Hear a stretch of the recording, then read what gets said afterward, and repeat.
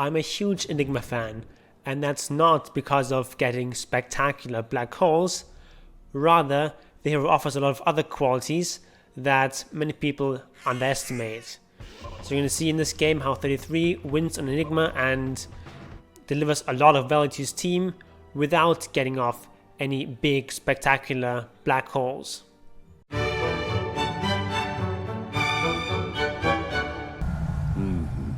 My holiness deepens. Welcome to the Church of Obelisk. At the start here, 33 is going to eat a melee creep right when the creeps spawn. It's going to block off one of these creeps when he gets a melee creep here. Probably would have rather had a range creep, but the melee creep is fine. And he's going to block this creep forever, thanks to his Eidolons. And then he's going to convert this creep also. And very importantly, he converts it outside of XP range. So the enemy does not get XP for that deny. Now he's already gotten 2 denies, the wave is now in a perfect position, and now it's going to be very easy for him to last hit. We're also going to do some harassment on this Morphling. Morphling in this lane doesn't have to fear very much, ordinarily, because there's very little burst on this Radiant lane, but they can harass him very easily, and that is what they're going to do. Notice how many mangoes Enigma has. They actually started with 6 mangoes, which you can now do thanks to them stacking, and 6 tangos. He just wants to have all the region in the world. The reason for that is that he absolutely needs to have these Eidolons to last hit. This Morphling has 70 damage, so you can't really outlast him unless you have Eidolons. So they go on this Morphling. He's already used up most of his region, and he's now down to 2 tangos, and the next time they go on him, he might be in danger of dying. But now they're going on him again, and he's kind of late with the strength morph here, and he dies. And you can see this morphing is 74 damage, Enigma 53. You definitely need those items to do last hitting. So the first 2 items Enigma goes for is a headdress, and he's just bringing out himself a Basilius. Headdress is great interest for region, as well as also giving region to your Eidolons. And then Basilius, of course, an important mana region item, one of the most efficient mana region items. And so it makes sense on Enigma. Obviously you have a lot of mana problems. And more importantly, this headdress is going to go into a Helm of Dominator, which is quite a strong item on Enigma. And as I talked about in my buyer's guide for Dominator, if you're going to go for Dominator, you're going to go for it very early. So the only item it's going to go for, except for this Dominator, is this Basilius. As I said, really efficient item. Other than that, it's just going to go straight to this Dominator with only a couple of region items. So some pulling going on here, and just trying to get this wave into a good and safe position. Because if you get gone on Enigma, it can be quite tough, especially since you don't have boots. And also, they can also go for your Eidolons, which are quite vulnerable, don't have very much HP. And if the enemy can just kill them, they get a lot of golden XP. Each individual Eidolon doesn't give very much. It's only 23 gold and 12 XP. But if you kill a whole batch of them, that does add up. So at this stage, you do not want to push, but you have a catapult wave, so he's just gonna convert this catapult. Catapult has the most XP by far of all the creeps, so denying this experience is quite valuable, especially since no enemy hero was nearby, so they don't get this half XP bounty. And now it's just going to jungle. And what you do at this stage of the game is just you farm the triangle, and then you push out this wave to defend the tower. And the goal is just to get this Dominator as early as you can. Enigma's finally finished farming this Dominator. It's just flying out in this courier, and then it's going to go and stack this camp again. See, maybe actually it's going to go for this Tormentor. Could have also stacked this camp and maybe seen if he got a better creep here, but this set of Tormentor is stronger than the Dark Summoner generally. It's just a really strong creep to use for a brief period of time. And now they're going on him. They're Kunkka rotated from the mid. They're going in Enigma. He's X marked. He has Black Hole available. He has the Mango to use it, and there's people TPing in. So he is gonna use Black Hole here. And this Kunkka is very low, and he is going to die. Doesn't get the automata there. So they're gonna push this tower. Enigma is quite low on mana, but He has enough for one conversion, and very importantly, not to let the Eidolons die, just move them back a little bit. They're going to regen up really quickly, and it's going to allow them to split. And now that they've split successfully, he's using his Eidolons to hit the tower. His Eidolons do normal damage, which means they're very good against buildings, better against buildings than heroes are. The Dire are not reacting to this push, so they just keep going. They don't have Black Hole, but they have 3 heroes here, as well as this Earth Spirit hanging around in the vicinity. And instead, they're going to go on this Invoker and try to get the kill in exchange for this tower. And they do get the kill, but a fight breaks out here, and it's not looking too good so far. Enigma also is kind of isolated here, but they're all coming to his rescue. And fighting on this tower, of course, is a lot easier for the Radiant than for the Dire. That's a big advantage they have, and Earth Spirit comes in here, saves the day with a great ultimate, and Enigma still survives. Of course, thanks to all this regen, he can just stay here and not have to go back to Fountain. There's several reasons why this Dominator is strong in Enigma. First of all, it gives you this nice damage aura, which really helps out your Eidolons. Secondly, this Dominator creep, especially if you get a Centaur, synergizes quite well with the other abilities that Enigma has. So you can Malefice someone, which usually allows you to catch up to them with this quite fast Centaur Conqueror and land a Stomp. You can also use Stomp as a follow-up to Black Hole, or conversely you can Stomp someone, and that allows your hero to catch up and cast a Black Hole. See a little bit of a fight here going on. They get a kill, the enemy gets a kill, and everyone retreats now. The enemy is not careful here, you can just stomp them like this.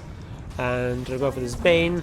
First they get in range for Malefice, but Earthshaker delays here, and they barely get the kill. But this is a huge messy fight now. See some Blink, Echo Slam coming in here. That's a good Black Hole here to get those 2 kills. Earthshaker forced 2, but Enigma now is also caught out. So this fight was quite even.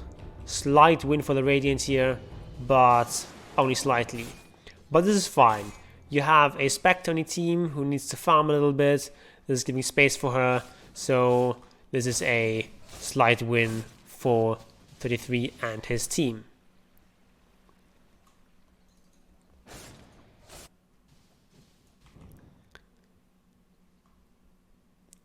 You don't always have to go for this Dominator, but it's definitely a strong option on Enigma. And it's definitely better than this Blink Rush that you see a lot of Enigmas doing for completely unfathomable reasons. Blink is just not a good item to rush for an Enigma. It's a very strong item later on in the game if you can get good Black Holes off, but against the team they're playing here, you have every single hero on this team has a low cooldown wave interrupting Black Hole. So it's very difficult in this game to actually get off good Black Holes. As long as you don't have a BKB, there's just 0 chance you get a good Black Hole off. And even if you do, it's just not that strong in the early game to have this Blink Dagger, which is pretty much only useful in combination with this Black Hole. This Black Hole has such a long cooldown, 200 seconds at level 1, that even if it allows you to get off your dream Black Hole, which wins you a team fight and wipes the enemy team, it's still not that strong in the early game. Like, what does a one team fight in the early game give you? A little bit of golden XP, sure, but at most you take 1 tower off that. Whereas later on in the game, if you get a good Black Hole and you win a team fight, the enemy team is dead for like 60 seconds or longer, and then you can take multiple objectives, you can take Roshan, you can take high ground, and that's why Blink Dagger is a strong item later on in the game, but it's not a good item to rush in almost any game on Enigma. Instead, we're going to see more team fight oriented items. The Dominate, of course, an aura item, and then the Mech, very efficient item, very efficient healing item. It just allows them to fight more easily, and of course also has a much shorter cooldown than this Black Hole, so that you can also contribute a lot to fights even when your Black Hole is on cooldown. After this Mech is going to go for a BKB, which is a great item here. It means that There's now no short cooldown spell that they can use to interrupt your ultimate. The only thing you can do is use Fiend's Grip, which is also a long cooldown ultimate. A bit of a fight here in the middle. They go on Enigma, but Enigma is surprisingly tanky thanks to his stick charges and his mech. So they do kill him, but now the turnaround here, they've used all their big ultimates to kill Enigma. Now Kunkka is in trouble, gets saved here slightly by Bane, but eventually he's gonna die. Of course, with the Radiant still doing a lot of damage here, but he does die now. Bane is also getting focused down and dies, allowing Spectre to survive. And in the end, it's a 1 vs 3 trade, which of course is hugely favorable to the Radiant. And any sort of one team fight at this stage of the game, if you're playing Spectre, is fantastic. And a big part of the reason why they were able to win this fight is this item build that Enigma has gone for, which is very stats heavy. You can see here that's 7 stats, that's 3 stats, another 3 stats, and 4 stats here. That's a total of 17 stats, as well as of course the healing from mech and from the magic wand. This makes him a very tanky boy, and now he's even more tanky thanks to this essence ring, which also is going to help him with his mana problems. Another fight is going to going on here. Meanwhile, this Morphling is trying to Roche, and he's almost finished. So this fight is going really well for the Radiant, but of course they don't really know about this Morphling sneakily taking Roche. They get 2 kills, but Roche is also about to fall, and now finally they see it, but it's too late now. Morphling gets out, tries to fight here, but has to use his ultimate, and he gets stunned up here, and he dies for the first time, and now for the second time. They're not messing around, they're just using a black hole. Unfortunately, it gets interrupted. That's a problem against this lineup. So many ways of interrupting black hole, but this also means that they're going to force a fight, which they are at the advantage here, despite this shrine. Enigma unfortunately hasn't used his essence ring. It's definitely a mistake, should have used this much earlier. So Enigma dies, and now this fight doesn't go as well as it should. But the Spain is still going to fall, and so after this long and messy fight, look in the fight recap, is hugely favorable again for the Radiant. Enigma has once again died, but he's died for a good cause. Now also they're going to go for this Earthshaker, and they'll try and kill him off, and he goes down after using his Echo, and now they're diving for more, and this is a bit over the top. This Tiny is not very low, and yeah, he's alone, but it's 20 minutes, they're diving into tier 4s, and the Spectre is now dying, and that was not a good dive here. In the meantime, Enigma has just been farming, getting another Centaur. These Centaurs are great on Enigma, and trying to slowly build up to his BKB. So his farm progression has been halted a lot because he's died in both of those fights, but he died for a good cause. His team got a lot of farm out of those fights. Looking at his item build, you might say, well, where's the mana regen? He has his essence ring, sure, but it's also an item that consumes mana. Don't you need something like mana boots on Enigma? Well, not necessarily. So he has Royal Jelly here, which gives him some mana regen, 1 per 25, and then he also has this Dazzle, who has mana boots, as well as an Arcane Ring. So that's why Enigma can get away with not buying a dedicated mana item here. Here we see an important technique here. He's pushing out this wave just with some of his creeps, and meanwhile his hero is staying back behind here, out of sight, but still within XP range. So this is what you want to do if you push out risky waves. That way you only risk a couple of Eidolons and this Dominator creep, which of course is a lot less valuable in the stage of the game than your hero. Same technique again here. He's going to push out this wave just with his Eidolons and this creep, not showing himself. Now he's going to see this Morphling. He's going to jump on Morphling, and Morphling uses his BKB, so that's BKB gone. And you also see this Spectre jumping in. Big fight breaks out, and in this fight, Enigma is staying farther back. He has Blink Tag, he has BKB. He wants to get a good black hole off, and he gets one here. A single hero black hole, but this is pretty much the best you can hope for. in this game, and is good enough. It's just important to kill off this one hero, this Morphling, who is of course the most important hero in the enemy team, even though he's not quite as fun as this Kunkka. As long as you kill this Morphling off, the fight goes well. But with this buyback, Morphling can dish out a lot of damage, and Enigma tries to go up here, but it's not good enough, and everyone is buybacking. The reason for this is that Roshan is either up or about to spawn, so everyone knows that this fight is very, very important. So we see all sorts of buybacks coming out from all players. And now that he has his Black Ball and cooldown, he can afford to be a bit more aggressive with this hero and play a bit more forward, but maybe not quite that far forward. They see him up here and they kill him, and now he's buyback dead. But no one wants to give up on this Roshan, so we see all heroes just buybacking. Right now you can see almost no one is buyback left, and we go again on Tiny here.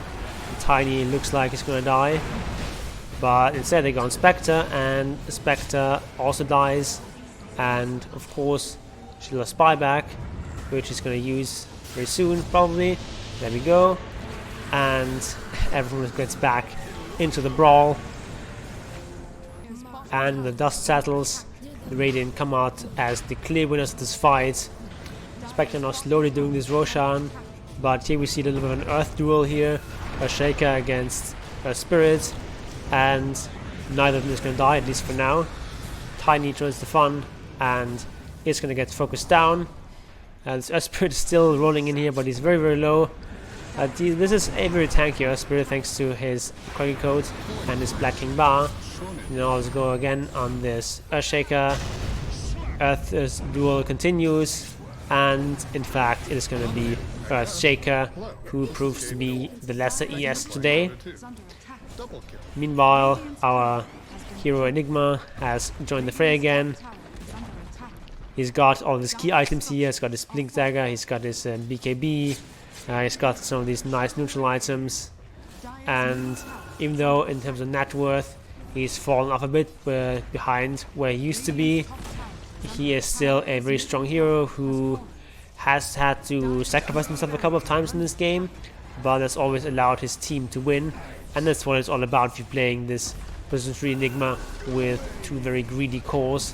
This Spectre, of course, one of the greediest, and then Invoker is also a fairly greedy mid laner.